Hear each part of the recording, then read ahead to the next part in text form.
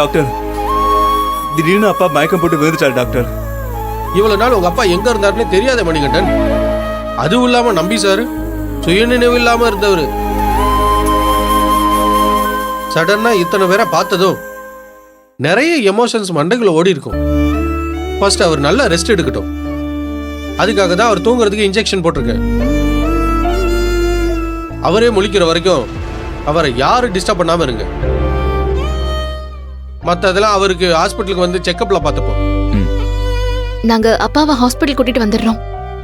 ஓகேம்மா. வல்லவன், கபிலன், டாக்டர் கொண்டு போய் விட்டுருங்க. டாக்டர் வாங்க டாக்டர். வரேன். அம்மா, அப்பாவை உடனே ஹாஸ்பிட்டல்ல அட்மிட் பண்ணிடலாமா? டிலே பண்ண வேண்டாம். என்னம்மா சொல்ற? இப்பதானம்மா அப்பா வீட்டுக்கே வந்தாரு, அதுக்குள்ள ஹாஸ்பிட்டலா?